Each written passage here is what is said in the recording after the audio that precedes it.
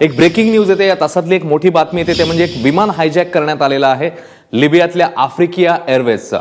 नेमकं काय घडलंय, किती वाजताची घटना आहे?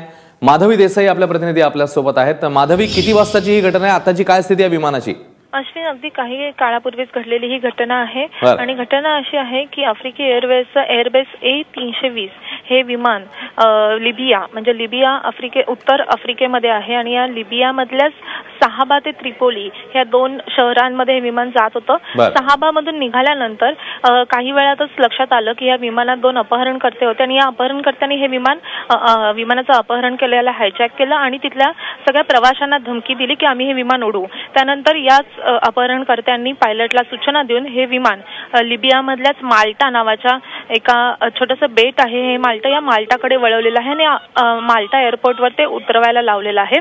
त्यानंतर माल्टाचे जे प्रधानमंत्री आहेत त्यांनी स्वतः ट्विट करून या गोष्टीची सगळ्यांना माहिती दिलेली आहे आणि स्थानिक जे मीडिया आहे त्यांच्या माहितीनुसार अपहरणकर्त्यांकडे एक हँड ग्रेनेड सुद्धा आहे. मात्र या दोन अपहरणकर्त्यांनी हे विमान नक्की कशासाठी अपहरण केलंय विमानाचं याविषयी अजून काही माहिती मिळालेली नाहीये. सर्व स्थानिक यंत्रणा या प्रवाशांना वाचवण्यासाठी अगदी म्हणजे खूप प्रयत्न करते, मात्र अपहरणाचं कारण अद्याप कळालेलं नाहीये. अश्विन, माधवी, या सगळ्या संदर्भातले अपडेट्स घेतच राहू. तुर्तास धन्यवाद या माहितीबद्दल. तेव्हा लिबियातून त्रिपोलीकडे जाणारं हे विमान आहे जे हायजॅक करण्यात आलंय आणि हे विमान उडवण्याची धमकी आता अपहरणकर्त्यांनी दिली आहे.